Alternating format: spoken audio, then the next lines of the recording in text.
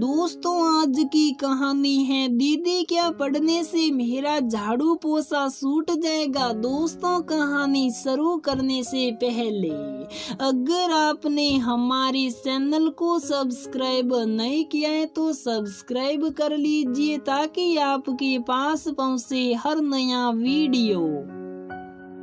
जब वह पहली बार घर पर आई थी तब उसने अपना नाम मुझे माधुरी बताया था। माधुरी 4 भाई बहन थे। वह अकेली बहन और उसके 3 भाई। वह अपनी किस्मत में गरीबी लिखा कर लाई थी। गरीब और वह भी लड़की, तो उसके लिए उससे बुरा कुछ हो ही नहीं सकता था। सबसे माधुरी ने होश संभाला था। उसके माँ बाप ने उसे लोगों के घर काम करने लगा दिया। पहले माँ के साथ जाती थी, बाद में 24 घंटे के लिए उसे सेठ सेठानी के यहाँ भेज दिया। उसके माँ बाप 24 घंटे घरेलू सहायिका की नौकरी देने वाले को सेठ सेठानी ही कहते थे। खेलने कूदने की उम्र में उसने पूरे घर की जिम्मेदारी अपने कंधों पर उठाना शुरू कर दिया था। कई अलग अलग प्रकार के लोगों के यहाँ काम करते करते माधुरी मेरे घर भी मेरी घरेलू सहायिका बनकर ही तो आई थी। उसने अपनी उम्र 14 साल बताई, लेकिन देखने में मुझे वह छोटी लगी। जब उसका जन्म पत्र देखा तो मुझे तसल्ली हुई। खाने पीने के ढंग और सही देखभाल न होने के कारण वह शायद अपनी उम्र से छोटी लगती थी। माधुरी मुझे काफी होशियार लगी थी। उसके बातचीत के तरीके से मुझे वो पढ़ी लिखी भी लगी थी, लेकिन मुझे बाद में पता चला कि वह तो निरक्षर हैं। लोगों की बातें सुनकर उसने अंग्रेजी शब्द सीख लिए थे। मैं समझ गई कि उसमें सीखने की क्षमता और उत्साह दोनों ही हैं। मैंने माधुरी को पढ़ाने का निश्चय किया, लेकिन माधुरी ने स्कूल जाने से साफ साफ इनकार कर दिया। उसका कहना था कि छोटे छोटे बच्चों के साथ बैठकर पढ़ने में उसे शर्म आएगी। तब मैंने माधुरी को घर पर रहकर खुद ही पढ़ाना तय किया।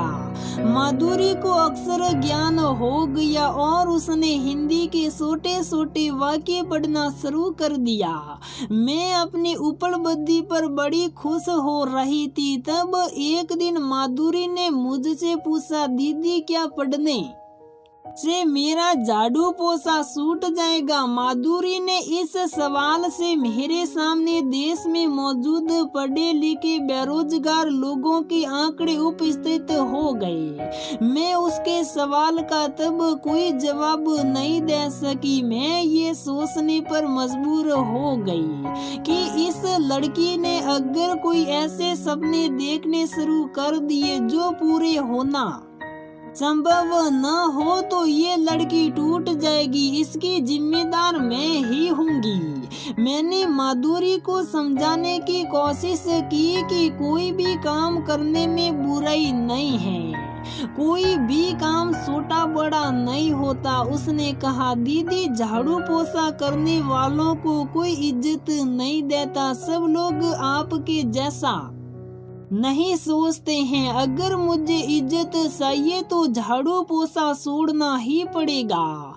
तब मेरे पास माधुरी के सवाल का कोई जवाब नहीं था। कामकाजी होने के कारण घरेलू सहायिका की मुझे जरूरत महसूस होती है, लेकिन मैं अपने घर रहने वाली सहायिका को परिवार के सदस्य जैसा सम्मान देने के पक्ष में हूँ। हम उनकी जिंदगी की तकलीफों को तो दूर नहीं कर सकते, लेकिन उन्हें सम्मान तो दे ही सकते हैं। मुझे इसके लिए मेरी खुद की मम्मी और सासू माँ दोनों ही टोकते हैं, लेकिन उन्हें अपने से अलग खाना देना, उन्हें अलग बर्तन देना, उन्हें तू कहकर बोलना उन्हें एक मिनट भी शांति से बैठने न देना, उनकी छुट्टियों का वेतन काट देना, ये सब मुझे कभी नहीं सुहाता। हो सकता है मेरी सोच गलत हो,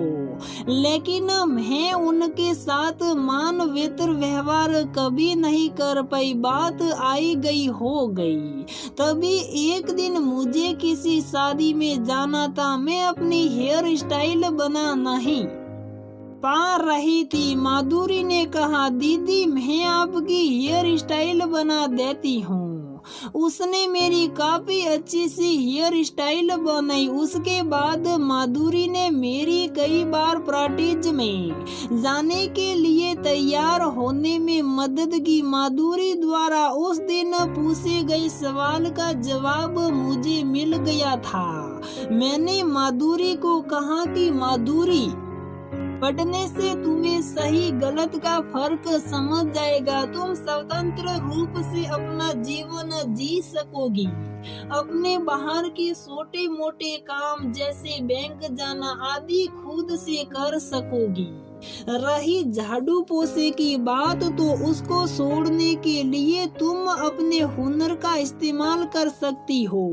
पढ़ाई लिखाई के साथ साथ तुम ब्यूटी पार्लर का कोर्स भी कर लो। माधुरी ने कहा, लेकिन दीदी घर का काम कोई कोर्स की फीस। मैंने कहा, माधुरी फीस अभी तो मैं दे दूंगी, धीरे धीरे तुम्हारे वेतन से काट लूंगी। रही घर के काम की बात, तो उसमें मैं तुम्हारी थोड़ी मदद दूंगी।